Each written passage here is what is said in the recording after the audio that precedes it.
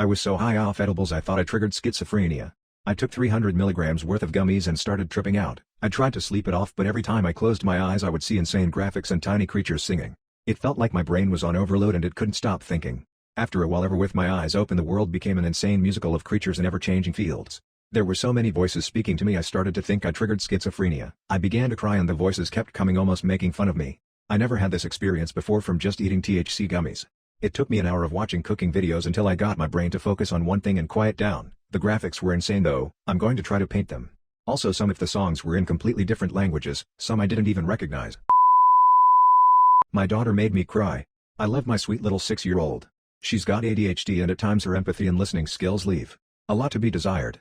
Anyway, I'm rather unwell at the moment. Caught something in my stupid dodgy immune system is honestly making me feel worse than the illness. I've been back and forth from the bathroom all day, throwing up and feeling very sorry for myself. After my last trip to the bathroom to throw up what little was in my stomach, I came out and she was sat outside the door. She came up to me and said, "Daddy, I put my clean washing away, and the tumble dryer finished, so I took my clothes from there and put them away too."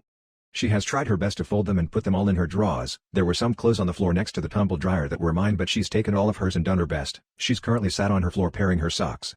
She saw I wasn't doing well and took it upon herself to sort her stuff so I didn't have to. A sweet gesture from my angel when I'm feeling like absolute crap. I've got an ice cream in the freezer I'm going to give her when she's done with her socks. Every day I'm reminded how lucky I am to have her as my daughter. My fiancé's corn addiction ruined me, and now that he's better I think I hate him. I, 21F, and my fiancé, 20 meters, have been together for over 3 years now, and he's had a porn addiction the whole time. At first I asked him to stop about 2 months into the relationship because he was choosing it over me, and he said he would stop. But as with just about porn addict, he didn't. I got pregnant in early October of 2020 and I begged him to stop again, and he lied and told me he hadn't, even though I knew he had. I miscarried in November of 2020 and he leaned into it even more. He started not being able to get hard with me anymore and I confronted him again. But this time I had no evidence. So cue the gaslighting and manipulation into believing I'm crazy for ever thinking that. This continued for another 1.5 years until I finally uncovered one thing, and it spiraled from there. I found out that I was right all along. It crushed me beyond what I thought was possible. I have never felt so ugly or worthless in my entire life. Even after D-Day, he continued, he saw that he destroyed everything about my stability and my safety. He watched me cry to him over and over about what he had done. Somewhere along the line something clicked in his head and he finally realized what he had done to me. We have accountability apps now and I have access to everything of his, and he is doing so much better. Now is where the catch comes in. I think it might be too little too late. I still love him profusely, but a big part of me will not let myself love him, and that part honestly kind of hates him for what he did to me. I see the difference in him now that he's recovering. He's turning into exactly the man I begged him to be for the last 3 years. But I'm not sure I'm able to forgive him. My 18 meters, male boss, late 40s hits on me and I kinda like it. I would like to start out by saying I'm not gay or bisexual. I'm a waiter at a fancy restaurant and the owners are a wealthy married gay couple. They are an obvious married gay couple, that's not a secret.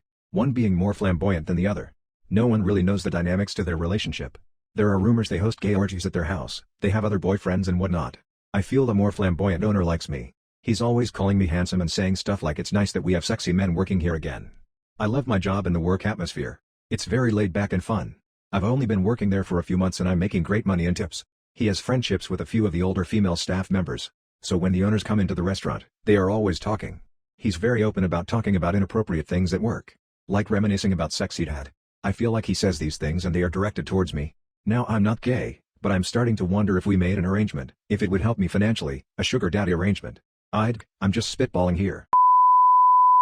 My cousin falsely accused me of 15 years ago and I'm supposed to see her tomorrow. When I was a young teen, 13, my cousin, 12, made this wild accusation and led to me being arrested and interviewed. As I am the older of the two and male, the family automatically sided with her and ostracized me for years without even giving me a voice to express how and why this wasn't true. We have had no communication since and are now in our 30s. I've been invited to a family gathering tomorrow and I'm pretty sure she'll be there. I'm just not sure if I should let everything go, or try to get to the bottom of why she done this in the first place. It may not be the right time or place, but it may be my only chance. Thoughts?